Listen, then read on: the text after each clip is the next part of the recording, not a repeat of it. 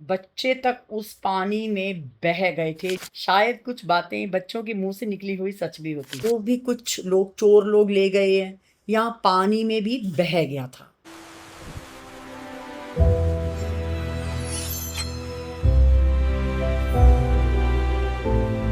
साढ़े 11 हो गए हैं। मैं बनाने लगी हूँ आज भिंडी।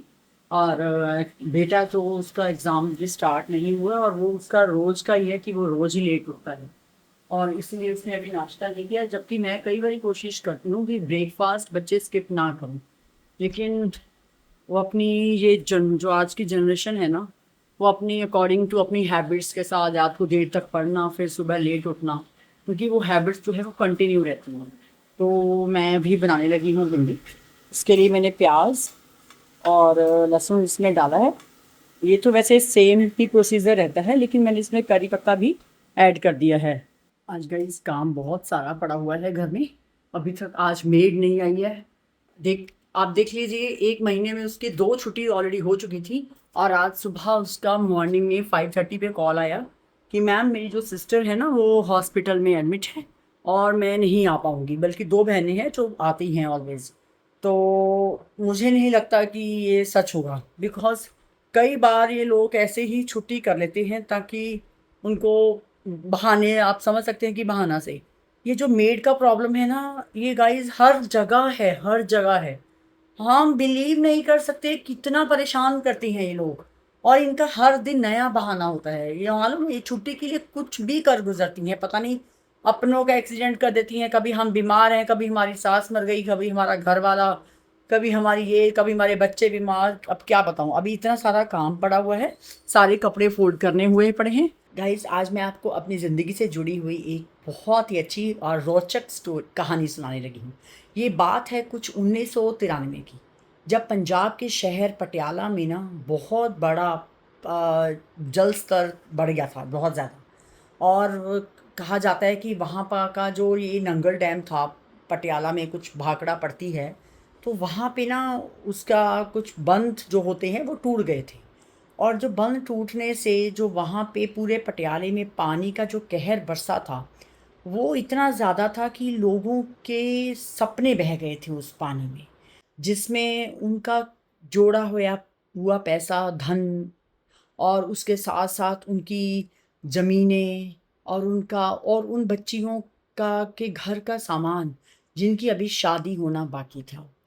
और मुझे लग रहा है कि वो समय आज भी मुझे मेरी आँखों के सामने मुझे अच्छे से याद है। क्या हुआ था, शायद यही कुछ साल रहा होगा, 1992 या 93 के आस-पास का ही साल था। और उस समय हम लोग रात की गहराई के अंधेरे में जब जाग कर सुबह के उजाल एकदम सुबह हुआ, मतलब सुबह के कुछ 6 बजे होंगे शायद के आसपास, यही टाइम था, 5 या 6 का समय रहा होगा। तो जब हम उठे तो ये पता लगा कि जैसे हमारे घरों के आसपास थोड़ा पानी जमा शुरू हो गया होना। तो हम लोगों ने सोचा कि चलो कोई बड़ी बात नहीं है, हो जाता है, जैसे बारिशों का टाइम रहता है तो हो जाता है ये। और वहाँ पे ना एक आप देख सकते हैं कि वहाँ पे कॉलोनियों के आसपास एक ऐसे नाले चलते थे पुराने बहुत टाइम पे, कि जिनमें पानी इकट्ठा हो जाता था और वो कई बार ओवरफ्लो होने के कारण बह के उनका पानी बाहर लोगों के घरों तक आना आम बात थी। लेकिन ये बात वहाँ पे नहीं थी, क्योंकि एक्चुअल में वो जो नालियों का पानी, अगर हम मान के चले, वो कुछ सामान्य पानी नहीं था।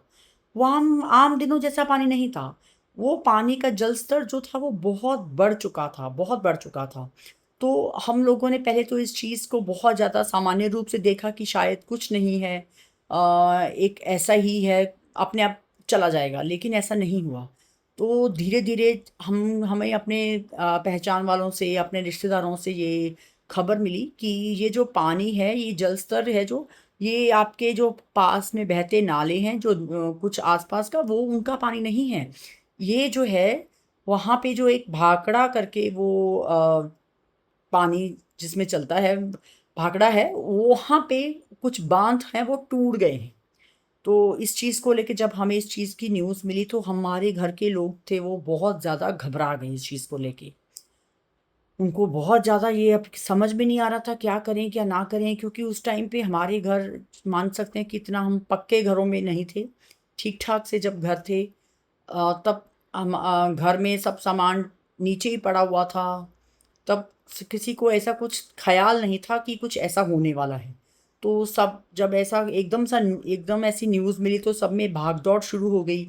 सब अपने सामान को लेके, अपने आप को लेके बहुत चिंतित हुए और सबने अपना सामान जो है सोचा कि इसको थोड़ा सा ऊंचाई पे रखा जाए, शायद ये बच जाए। तो इस तरह हमारे सबके जो घर के लोग थे या और हमारे आसपास के लोग थे, सबने इतना ही ये सब काम करना इस पे शुरू किया। और ऐसे आप मान के चलिए ये एक बात होते होते कुछ 2-3 घंटे बीत गए और पानी का जो जल स्तर का था निशान वो भी बढ़ चुका था। तो हमारे ऐसे किसी रिश्तेदार ने हमको अपनी गाड़ी में सबको बिठाया और हमें पानी से थोड़ा दूर लेके गए। तो मुझे याद है आज भी, मैं शायद मुझे आज भी वो धुंधली यादों में मेरे है कि हम उस टाइम पे जो वहाँ का एक बहुत ज़्यादा फेमस गवर्नमेंट हॉस्पिटल था, तो हमने वहाँ पे जाके शरण लिया था। कुछ 8-10 दिन के लिए हम लोग वहाँ पे रुके थे और तब तक आप मान के चलिए वो पानी उसी ही स्तर पर था। लेकिन धीरे-धीरे जैसे हम सबको पता चला कि पानी का स्तर जो है नीचे हो चुका है, तो हम सबने अपने घरों का रुख किया। और घरों का रुख करने के बाद जैसे ही हम लोग अपने घरों में पहुँचते हैं, तो हम क्या देखते हैं कि जो पानी का जल स्तर तो जा चुका था, लेकिन उसकी जगह वहाँ पे ऐसी जो गलियान मिट्टी की होती है ना, वो हो चुकी थी, पड़ चुकी थी।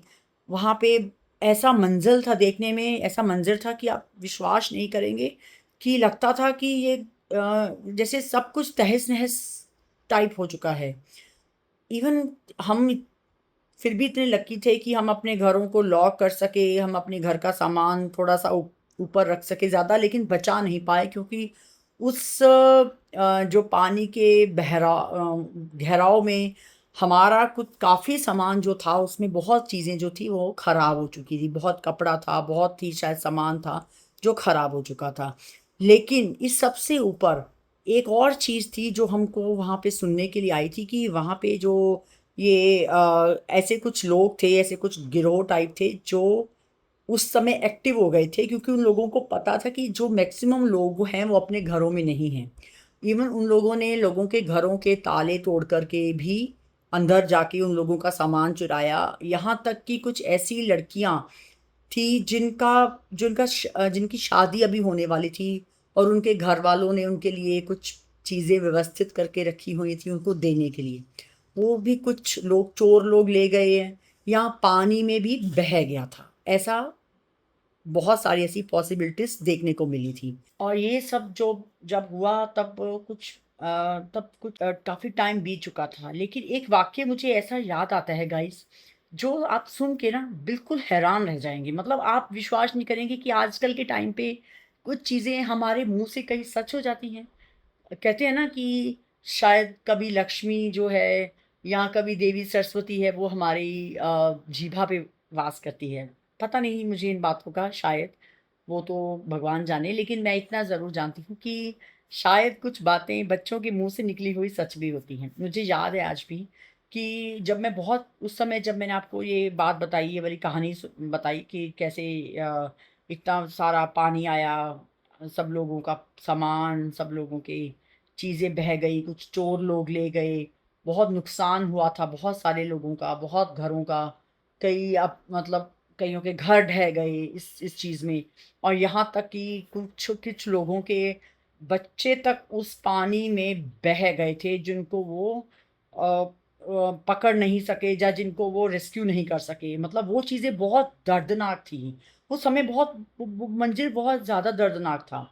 लेकिन इससे पहले मुझे एक चीज़ और याद आ रही है कि मैं इस समय से कुछ समय पहले जब भी ये हालात बने थे, उस समय से कुछ टाइम पहले मेबी 1 आध साल पहले मेरे बुआ जी रहते थे चंडीगढ़ में। मैं उनके घर गई थी और उनके घर जाकर के मैंने अपनी, वहाँ पे मेरी भाभी थी जो उनकी मतलब बहू थी। तो ऐसे ही बचपने के में मैंने उनसे काफ़ी सारी बातें की। तो वो जानते हैं वो अभी उसकी शादी हुई हुई थी। तो मैंने उनको बोला कि आप कभी हमारे घर आइएगा। आप बोले ज़रूर आएँगे, ठीक है। तो बोले आपका घर कहाँ है? तो मैंने उनको बोला कि हमारा घर जहाँ पे ना पानी बहता है, कश्तियाँ चलती हैं, हाँ, और आपको कश्तियों में आना पड़ेगा हमारे घर में। मतलब बहुत पानी है, आपको वो कश्तियों के द्वारा ही आप हमारे घर में आ पाओगे।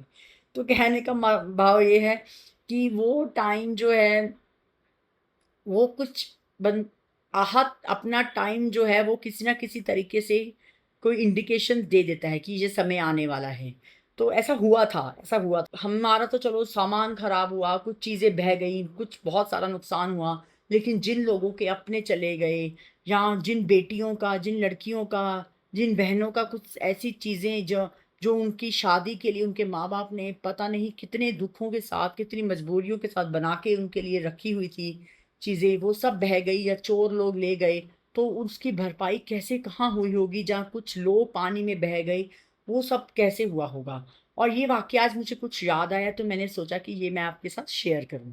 गाइज़, अच्छा आप मुझे एक बात बताएँगे, अच्छा ये पति होता क्या है वैसे? हुँ? जिसको हम इतना पूजते हैं, इतना मानते हैं, उसकी असली परिभाषा क्या है? मैं बताऊँ आज? पति ना एक मिक्स वेज की सब्जी की तरह होता है। अब आप पूछेंगे कैसे? मैं बताता हूँ। देखिए, जब हम घर में कुछ मिक्स वेज बनाते हैं, कोई सब्जी बनाते हैं मिक्स वेज की, तो हम यूं ही मिक्स वेज की सब्जी नहीं बनाते हैं। तो जब मिक्स वेज की सब्जी बनती है तो हर तक अमूमन ऐसा होता है, आप ज़रूर सब सोचिएगा अपने अपने घरों में, कि जैसे हमारे पास कभी थोड़ा आलू बचा है, कभी मूली, कभी गोभी, कभी गाजर, थोड़ा सा मटर। अभी हम सोचते हैं यार इसका एक सब्जी क्या बनाए, है ना? एक सब्जी तो बनेगा नहीं। अब थोड़ा थोड़ा सब्जी बचा हुआ है, तो क्या सोचते हैं कि चलो आज इसका मिक्स वेज बना लेते हैं। तो सेम इसी तरह भगवान के पास ना, जब थोड़ी सी ननद, थोड़ा सा ससुर और थोड़ी सी देवरानी, थोड़ा सी जेठानी, ये सब, हाँ, मेन तो भूलना ही भूल गई मैं, थोड़ी सी सास, जब ये थोड़े थोड़े लोग सब बच जाते हैं ना, तो भगवान क्या करता है ना उसको मिक्स करके ना पति नाम की चीज बना देते हैं। तो यही है असली परिभाषा पति। गाइस, हम जा रहे हैं गुरुद्वारे। एक्चुअली आज संग्रांद है ना, तो यहाँ पे जहाँ पे हम लोग गुरुद्वारे जाते हैं वहाँ पे रात को तकरीबन संग्रांद का ही जो मनाया जाता है, पूरब संग्रांद का रात को मनाया जाता है वहाँ पे।